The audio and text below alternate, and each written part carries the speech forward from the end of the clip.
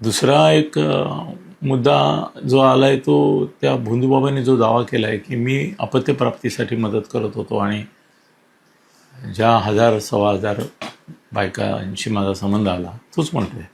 हजारहून अधिक द्या. त्यातल्या 700-800 बायकांना माझ्यापासून मुलं झाली. त्यातल्या 700-800 बायकांना माझ्यापासून मुलं झाली. त्यातल्या 700-800 बायकांना माझ्यापासून मुलं झाली. असाही त्याचा दावा आहे. त्या सगळ्या बायकांची फेस रीडिंग करून सरकार त्यांना ट्रेस करणार आहे आणि त्यातल्या ज्यांना मुलं झाली आहेत या बाबाच्या संपर्कानंतर त्या मुलांची DNA टेस्ट करून ती मुलं बाबाची आहेत का त्याच्या स्वतःच्या बापाची आहेत याची पण व्हेरिफिकेशन करून त्या बायकांना सांगणार आहेत किंवा रिपोर्ट तयार करणार आहेत. अशी बातमी ही पण खतरनाक आहे. आता त्या बायकांचं काय व्हायचं ते झालं, ती मुलं व्हायची ती झाली. आता तुम्ही DNA टेस्ट करून घरामध्ये त्यांच्या हलकल्लोळ करणार. नाशिकचा भोंदूबाबा अशोक खरात हा पोलिसांच्या ताब्यात आहे. त्याची त्या ठिकाणी कसून चौकशी सुरू आहे. पण मात्र या चौकशीमध्ये अशोक खरात वेगवेगळे दावे करतोय. कधी तो सांगतो की त्याच्याकडे दैवी शक्ती आहे, कधी सांगतोय तो त्या विज्ञानाच्या जीवावर त्यानं हे केलं, कधी सांगतोय की त्याच्या अंतरात्म्यानं त्याला हे करायला लावलं होतं, अंतरात्म्यानं त्याला धोका दिला. तर आता तो म्हणतोय की त्याच्या आशीर्वादानं त्याच्यामुळं आतापर्यंत 1000 महिलांपैकी 800 महिलांना त्याच्या आशीर्वादामुळं लेकरं बाळ झालेले आहेत, मूल बाळ झालेलं आहे, त्यांचा संसार सुखाचा झालेला आहे, असा दावा अशोक खरातनं केलेला आहे.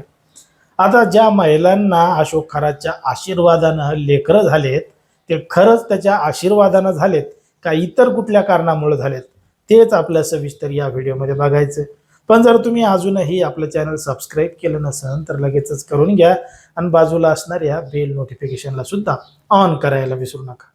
आता नाशिकचा भोंदूबाबा अशोक खरात हा पोलिसांच्या ताब्यात आहे आणि त्यानं काय काय कुटाणे केलेत, काय काय प्रकरणं केलेत हे सोशल मीडियाच्या माध्यमातून समोर येऊ लागलेले आहेत आणि त्याचे तसे व्हिडिओ सुद्धा सोशल मीडियावर मोठ्या प्रमाणात व्हायरल झालेले आहेत. आता काही महिलांनी तक्रार केली म्हणून हे सगळं प्रकरण उघड झालं, नाही तर अशोक खरातनं अजून काय काय केलं असतं याचा विचार न केलेलाच बरा. आता अशोक खरातनं पोलीस चौकशीमध्ये एक असा दावा केलाय की त्याच्या आशीर्वादानं आतापर्यंत 1000 महिलांपैकी 800 महिलांना त्याच्या आशीर्वादानं लेकरं झालेले आहेत, मुलं झालेली आहेत.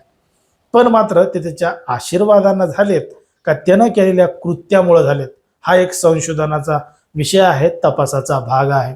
कारण की त्यानं दिलेला जो महिलांना आशीर्वाद होता तो कशा पद्धतीनं होता, काय होता हे काय मला तुम्हाला वेगळं सांगायची गरज नाही. आणि त्या महिला सुद्धा या बाबाचा, या भोंदूचा आशीर्वाद नेमका कसं काय घेत होते हा देखील एक मोठा प्रश्न आहे. आता तो त्यांचं वशीकरण करायचा, त्यांना धमक्या द्यायचा, गुंगीचं औषध द्यायचा आणि त्यांना आशीर्वाद अशा पद्धतीने द्यायचा, या सगळ्या गोष्टी समोर येत आहेत.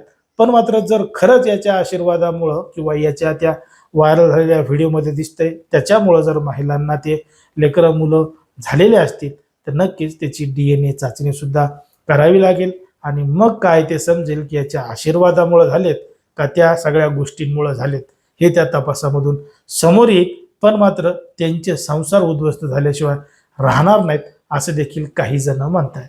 पण मात्र ज्या पद्धतीनं या नराधम अशोक खरातनी अनेक महिलांचा वापर केलेला आहे, त्यांची फसवणूक केलेली आहे, त्यांच्यासोबत नको तो प्रकार केला आहे, त्यामुळं संपूर्ण राज्यामध्ये आणि देशामध्ये एकच खळबळ उडालेली आहे.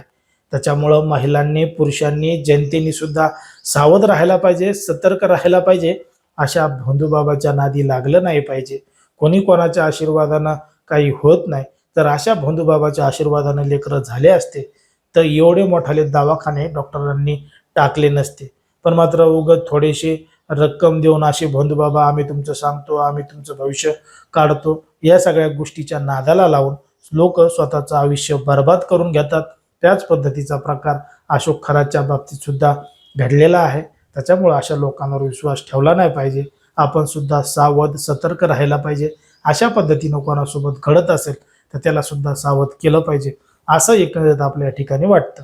आता तुम्हाला काय वाटतं ते तुम्ही अगदी स्पष्टपणे कमेंटमध्ये सांगा आणि अशाच पद्धतीचे नवनवीन व्हिडिओ पाहण्यासाठी आपल्या चॅनलला लगेच सबस्क्राईब करायला सुद्धा विसरू नका.